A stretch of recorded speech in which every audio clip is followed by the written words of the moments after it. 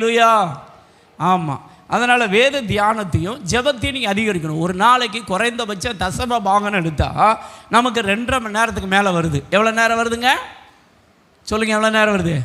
2.5 மணி நேரத்துக்கு மேலே வருது. அந்த நேரத்தில் தேவனுக்கு நீங்கள் 2.5 மணி நேரமாவது ஜெபம் வேத வாசிப்பில் கொடுக்கணும். அல்லேலூயா. எதில் கொடுக்கணும்? ஜெபத்திலையும் வேத தியானத்தில். எத்தனை பேர் குறைந்தபட்சம் 2.5 மணி நேரமாவது தேவனுக்காக டயத்தை ஸ்பெண்ட் பண்ணுறீங்க? அவங்க மட்டும் கை வைத்துங்க பார்க்கலாம். நான் குறைந்தபட்சம் 2.5 மணி நேரம் ஒரு நாளைக்கு ஜெபத்தில் நேரத்தை செலவிடுகிறேன். அது ரொம்ப கம்மி. சரி, அதுக்கடுத்து பாருங்கள், முழங்காலில் நின்று ஜெபிக்கிறவர்கள் எத்தனை பேர்? அவங்கள கை வைத்துங்க பார்க்கலாம். குறைந்தபட்சம் ஒரு அரை மணி நேரமாவது முழங்கால் போட்டால் ரொம்ப நல்லது. எத்தனை பேர் முழங்காலில் நிற்கிறீங்க? இன்றைக்கி உள்ள கிறிஸ்டியானிட்டி தோல்வி சந்திப்பதுக்கு காரணம் என்ன தெரியுமா? முழங்காலே என்ன செய்கிறதில்ல, முழங்காலே போடுறதில்லை. நீங்கள் முழங்கால் போடாதுன்னா உங்கள் வாழ்க்கையில் வெற்றி என்ன செய்யாதீங்க, எதிர்பார்க்காதீங்க. சரி, ஒருவேளை உங்களுக்கு 1 மணி நேரம் முழங்கால் போட முடியல அப்படின்னா உங்களுக்கு ஒரு சின்ன ஜெபத்தை சொல்லித்தாரேன். Instalment prayer. என்ன ப்ரேயருங்க? இன்ஸ்டால்மெண்ட் ப்ரேயர் அப்படின்னா என்ன தெரியுமா? தவணை முறை ஜெபம். அல்லேலூயா. என்ன ஜெபங்க? தவணை முறை ஜெபம். Instalment Bible reading, instalment confess. 3 காரியம். ஒன்று, நீங்கள் 1 மணி நேரத்துக்கு ஒருக்கா 5 நிமிஷம் ஜெபம் பண்ணணும். எவ்வளோ நேரங்க? 1 மணி நேரத்துக்கு ஒருக்கா எவ்வளோ நேரம்? நீங்கள் எவ்வளோ பிஸியாக இருந்தாலும் எவ்வளோ வேலையில் இருந்தாலும் 5 நிமிஷம் ஜெபம் பண்ணலாமா? ஜெபம் பண்ண முடியாதா? பண்ணலாம். நீங்கள் எந்த ஒர்க்கில் இருந்தாலும் பண்ணலாம். அல்லேலூயா. உங்கள் வீட்டுக்கு விருந்தாடியே வந்தாலும் என்ன செய்யலாம்? பண்ணலாம். நீ எவ்வளோ பிஸியாக இருந்தாலும் பண்ணலாம். உன் பிள்ளை கற்றுனாலும் என்ன செய்யலாம்? பண்ணலாம். 1 மணி நேரத்துக்கு கொடுக்க 5 நிமிஷம் ஜெபம் பண்ண போகிறேன் அப்படின்னு ஒரு எண்ணி பாருங்களேன். 5 நிமிஷம்ல நீங்கள் ஈஸியாக ஜெபம் பண்ணிடுவீங்க. 1 மணி நேரமா? ஐயோ, அது துவைக்க வேண்டியிருக்கு, இது துவைக்க வேண்டியிருக்கு, அந்த வேலை இருக்குது, இந்த வேலை இருக்குது, அவங்க கூப்பிட்றாங்க, இவங்க கூப்பிட்றாங்க, அவங்க கூப்பிட்றாங்க அப்படின்னு நமக்கு என்ன செய்யணும்? பிஸி ஆயிடுவோம். பார்த்துருக்கீங்களா? ஆனால் 5 நிமிஷம் நான் என்ன செய்யலாம்? ஜெபம் பண்ணலாம். இதை எனக்கு ஆண்டவர் இப்போ தான் கற்றுக் கொடுத்தார். சரிதானா? 5 நிமிஷம். ஆனால் அந்த 5 நிமிஷத்தில் நீங்கள் என்ன ஜெபிக்கணும் அப்படின்னா, ஆண்டவரே நான் 1 மணி நேரம் ஜெபிக்க எனக்கு என்ன தாரும்? கிருபைதாரன்னு கேட்கணும். அல்லேலூயா.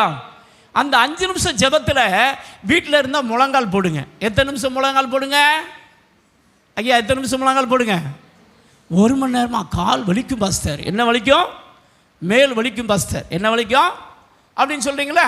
ஆனால் 5 நிமிஷம் முழங்கால் போட்டு பாருங்களேன். நான் உண்மையை சொல்கிறேன், நீ முதல் ஸ்டெப்பு போய் ஆவியானவர் உன்னை 100 ஸ்டெப்பு கொண்டு போயிடுவார். அல்லேலூயா. ஆனால் முதல் ஸ்டெப்பு யார் தான் வைக்கணும்?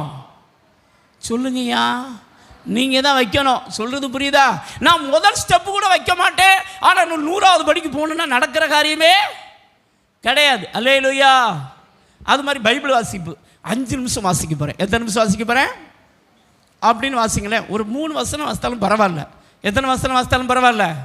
அந்த 3 வசனத்தை கொஞ்சம் அசை போடுங்க. என்ன போடுங்க? என்ன போடுன்னு சொல்லுங்கள். உன் வாழ்க்கையில் எந்த காரியத்தை செய்கிறதா இருந்தாலும் 5 மினிட்ஸ் செய்ய போகிறேன்னு ஸ்டெப் எடுத்து பாருங்களேன். நீங்கள் ஒழுங்காக செய்ய ஆரம்பிச்சிருவீங்க. அல்லேலூயா. வீட்டில் துணி குமிச்சு போட்டிருக்கீங்கன்னு வச்சுக்கோங்களேன். ஐயோ, உட்காந்தோன்னா 1 மணி நேரம் 2 மணி நேரம் ஆகுமே அப்படின்னு எப்போ விடுவோம். பார்த்துருக்கீங்களா?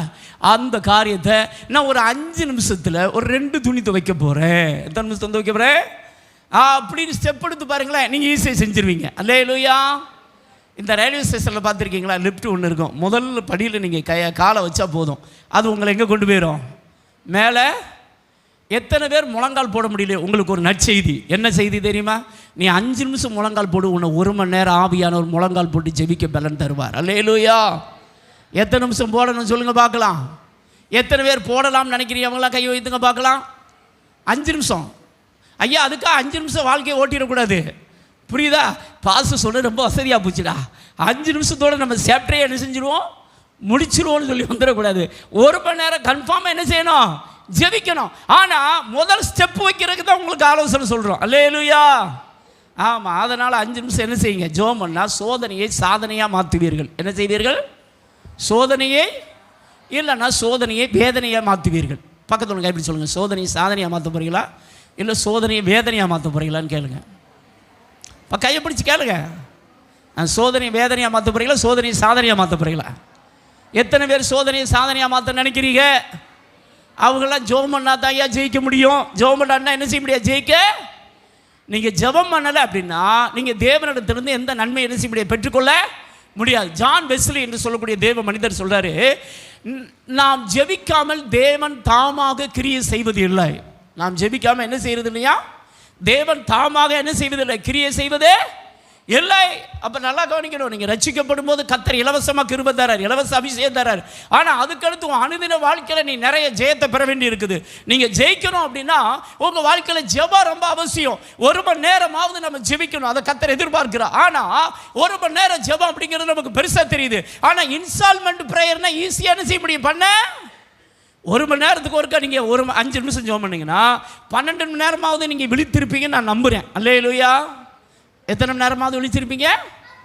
12 மணி நேரமாவது விழிச்சிருப்பீங்க. 5 நிமிஷம் எடுத்து எவ்வளோ நேரம் வருது சொல்லுங்க? எவ்வளோ நேரம் வருது? 1 மணி நேரம் வந்துடும். அல்லேலூயா. அப்படியாவது வாழ்க்கையில் ஜெபம் பண்ணுங்கய்யா. அப்படியாவது என்ன செய்யுங்க?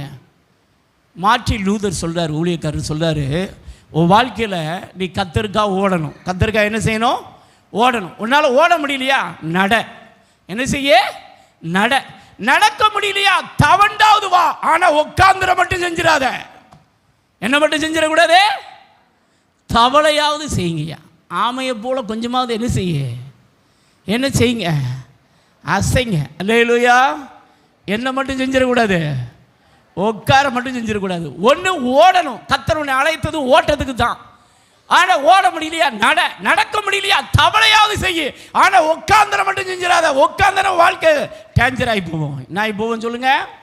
ஆனால் இன்னைக்கு நிறைய பேர் என்ன பண்ணிக்கிட்டு இருக்காங்க தெரியுமா? ஜெபத்தில் என்ன பண்ணிக்கிட்டு இருக்காங்க? உட்காந்து சொந்தரம் பண்ணுறது பார்த்துருக்கீங்களா? கொஞ்ச நேரமாவது முதல்ல முழங்கால் போடுங்க. அல்லேலூயா. என்ன போடணும்னு சொல்லுங்கள். பக்கத்தில் படி சொல்லுங்கள். உட்கார மட்டும் செஞ்சிடாதீங்க. ஓடும்படி அழைக்கிறாரு. என்ன செய்யும்படி அழைக்கிறாரு? எத்தனை பேர் ஓடுறதுக்கு ரெடியாக இருக்கீங்க? அல்லேலூயா.